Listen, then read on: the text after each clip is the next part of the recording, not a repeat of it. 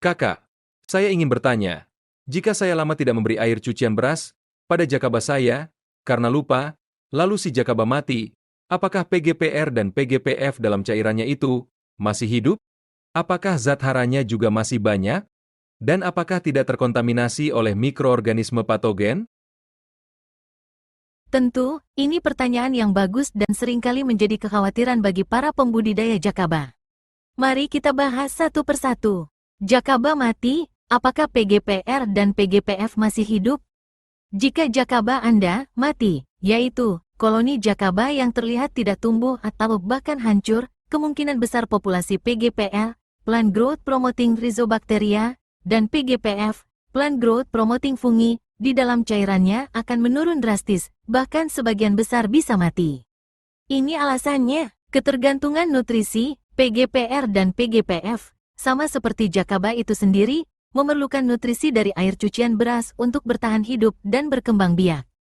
Jika pasokan nutrisi terhenti dalam waktu lama, mereka akan kelaparan dan mati. Kondisi lingkungan yang tidak stabil, misalnya perubahan pH yang drastis akibat dekomposisi bahan organik tanpa nutrisi baru, atau penumpukan zat sisa metabolisme, juga bisa menjadi tidak cocok bagi kelangsungan hidup mikroorganisme baik ini. Simbiosis, jakaba adalah ekosistem mikroba. Kematian koloni jakaba yang terlihat, yang merupakan bagian besar dari PGPF, akan sangat memengaruhi keseimbangan dan kelangsungan hidup bakteri baik, PGPR, yang bersimbiosis dengannya. Meskipun beberapa spora atau bentuk dorman dari mikroorganisme ini mungkin masih ada, jumlahnya tidak akan cukup untuk memberikan efek yang signifikan sebagai agen pemacu pertumbuhan tanaman dibandingkan dengan jakaba yang sehat dan aktif. Apakah zat haranya masih banyak? Jika air cucian beras tidak ditambahkan lagi, berarti pasokan zat hara baru telah terhenti. Zat hara yang ada di awal akan terpakai oleh mikroorganisme yang ada, termasuk yang mati, akan terus mengonsumsi zat hara sampai habis.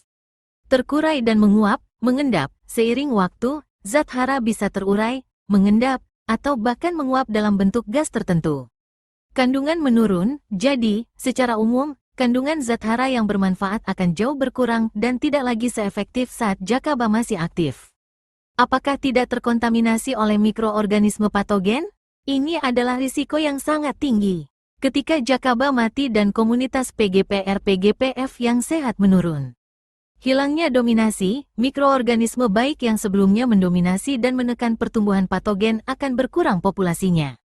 Ruang bagi patogen, lingkungan yang sebelumnya dikuasai oleh mikroba baik kini menjadi kosong dan kaya akan bahan organik yang membusuk dari sisa mikroba yang mati. Ini adalah lingkungan ideal bagi mikroorganisme patogen yang tidak diinginkan untuk tumbuh dan berkembang biak. Bau busuk, salah satu indikator kuat adanya kontaminasi patogen adalah bau busuk yang menyengat. Jakaba yang sehat biasanya berbau seperti ragi atau tape, bukan busuk. Jika baunya busuk, kemungkinan besar sudah terkontaminasi berat oleh mikroba pembusuk atau patogen. Kesimpulan, jika jakaba Anda mati karena kelalaian dalam pemberian air cucian beras, sangat disarankan untuk tidak lagi menggunakan cairan tersebut sebagai pupuk atau aplikasi langsung pada tanaman.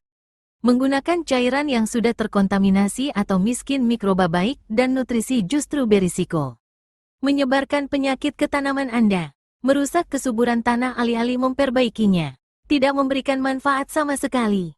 Lebih baik membuang cairan tersebut dan memulai kembali pembudidayaan jakaba dari awal dengan media air cucian beras yang segar.